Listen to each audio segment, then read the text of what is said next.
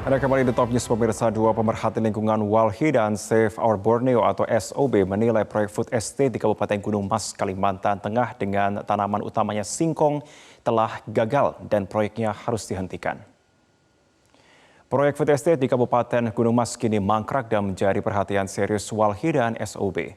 Sejak awal peluncuran kedua pemerhati lingkungan ini menentang proyek food estate tanaman jenis singkong karena akan menimbulkan dampak lingkungan yang dinilai merugikan masyarakat. Seperti diketahui sudah ada 600 hektar lahan yang dibuka untuk proyek lumbung pangan milik pemerintah pusat tersebut.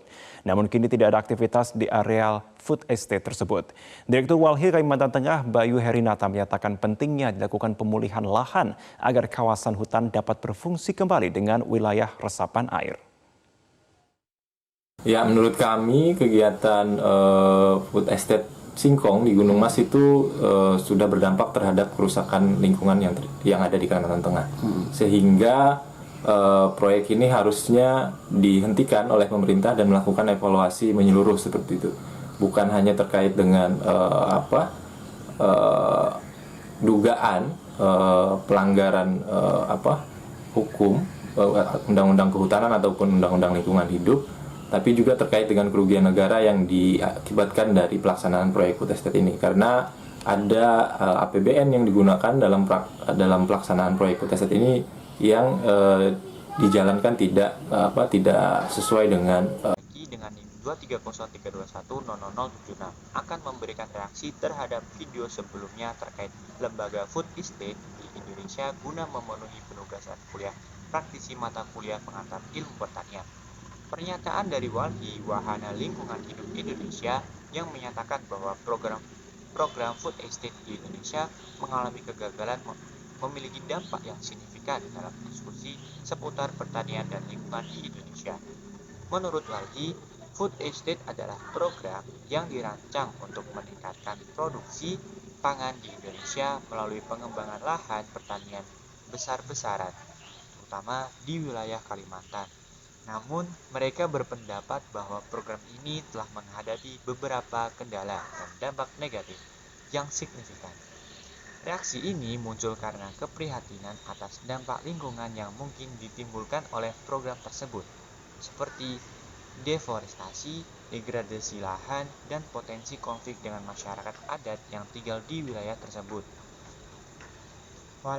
Walhi mendukung pemenuhan kebutuhan pangan nasional, namun mereka berpendapat bahwa pendekatan yang diambil dalam program food estate tidak sesuai dengan prinsip-prinsip keberlanjutan lingkungan.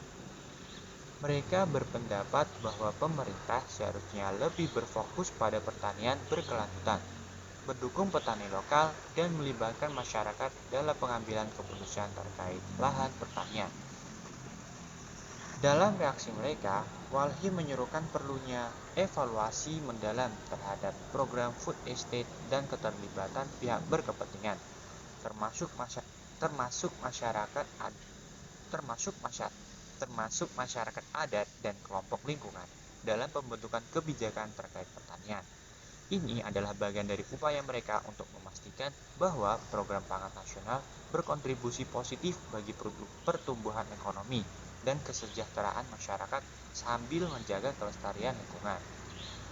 Reaksi panjang ini mencerminkan keprihatinan serius Walhi terhadap isu-isu lingkungan dan pertanian di Indonesia, dan mereka mengharapkan dialog yang lebih mendalam tentang program food estate dan dampaknya.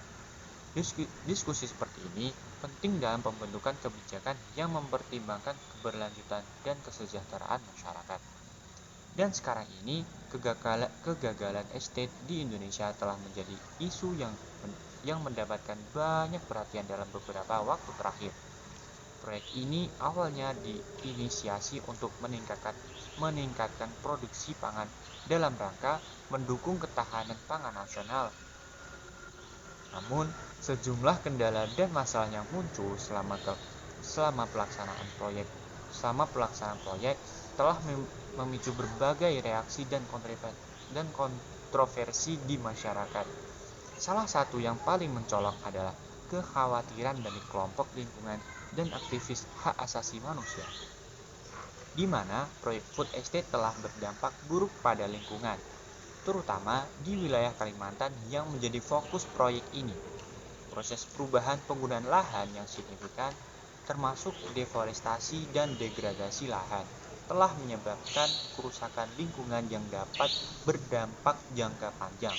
Terlebih lagi, proyek ini juga telah memicu konflik dengan masyarakat adat yang tinggal di wilayah tersebut, karena seringkali tanpa konsultasi atau izin dari mereka.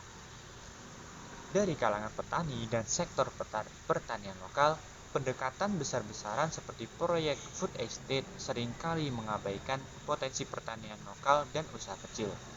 Proyek ini dapat merugikan petani kecil yang berjuang untuk bertahan dan mendorong pengelolaan pertanian yang berkelanjutan. Sebaiknya dialokasikan untuk mendukung pertanian lokal yang lebih kecil dan berkelanjutan. Pemerintah sendiri telah mengakui beberapa kendala dalam pelaksanaan proyek food estate, termasuk masalah teknis dan keuangan.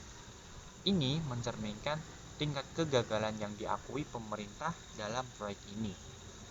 Hal ini mencerminkan perdebatan yang kompleks tentang bagaimana sebaiknya Indonesia mencapai ketahanan pangan dan mengelola sumber daya lahan dengan bijak.